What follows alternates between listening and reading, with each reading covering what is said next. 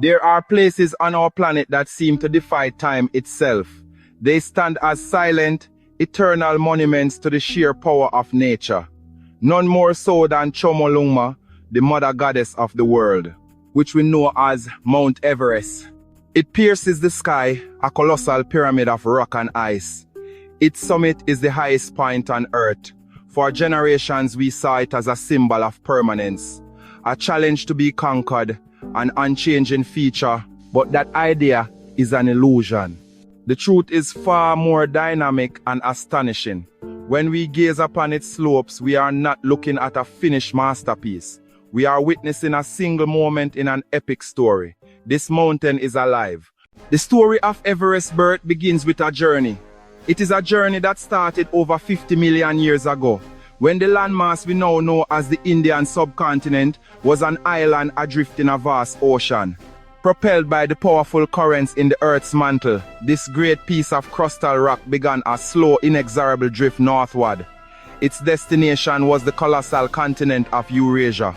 The space between them, the ancient Tethys Sea, was doomed.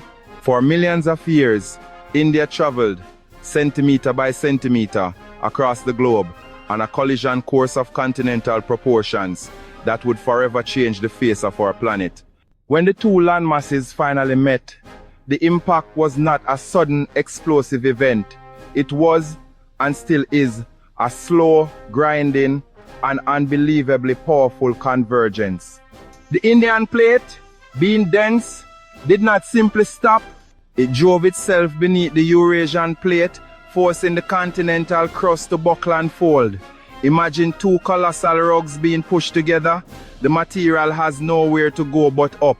The rock layers that had once formed the floor of the Tethys Sea, the collision that gave birth to the Himalayas, is not an event of the distant past.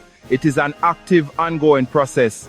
The Indian plate continues its relentless push into the belly of Asia, a geological engine that never sleeps. As a direct result, the entire Himalayan range is still being uplifted. Mount Everest, the crown of this range, is at the forefront of this vertical journey. It is, quite literally, growing. Scientists using highly sensitive GPS equipment and satellite data have measured this astonishingly slow, persistent growth with remarkable precision. Everest is rising at about 4 millimeters, roughly the thickness of 2 coins every single year. It seems small, but in geological time it's rapid.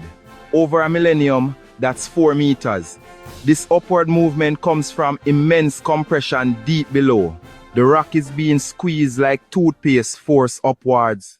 While the steady tectonic push provides the constant upward pressure, the growth of Everest is not always a smooth and gradual affair. The immense stress that builds up between the Indian and Eurasian plates does not release gently.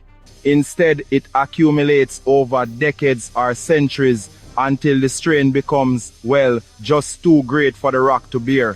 When it finally gives way, the energy is released in a sudden, violent rupture.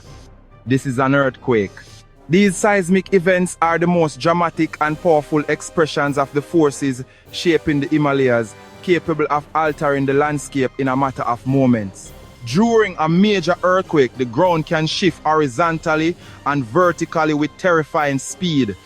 The 2015 Gorkha earthquake in Nepal was a devastating reminder of this power. While its epicenter was some distance from Everest, its effects were felt across the entire region. In the aftermath, scientists remeasured the mountain with incredible precision. They discovered that the earthquake had caused a complex shift. While some parts of the surrounding mountain range had subsided slightly, the great mass of Everest itself had been nudged upwards by as much as 3 centimeters in a single violent jolt. Another set of powerful forces is working just as tirelessly to wear it down. This is the constant, unending process of erosion. The mountain's great height exposes it to some of the most extreme weather on the planet. Here, wind is not a gentle element. It is a powerful sculpting tool. Here, ice is not a gentle element. It is a powerful sculpting tool. Here, water is not a gentle element. It is a powerful sculpting tool. The wind alone, often reaching hurricane speeds in the jet stream that whips across the summit, acts like a sandblaster, scouring the exposed rock faces and carrying away tiny particles grain by grain. The most powerful agent of erosion in this high-altitude world, however, is ice. Vast glaciers, like the famous Kumbu Glacier, flow slowly down the mountain's valleys. These are not static blocks of ice. They are rivers of ice moving under their own immense weight. As they move, they pluck and tear at the rock beneath them, dragging boulders and sediment along for the ride. This material becomes a fantastically effective abrasive, grinding the valley floors and walls, carving out the deep, U-shaped valleys and sharp-sided cirques that give the Himalayas their distinctive, jagged appearance. The iconic shape of Everest is as much a product of glacial carving as it is of tectonic uplift.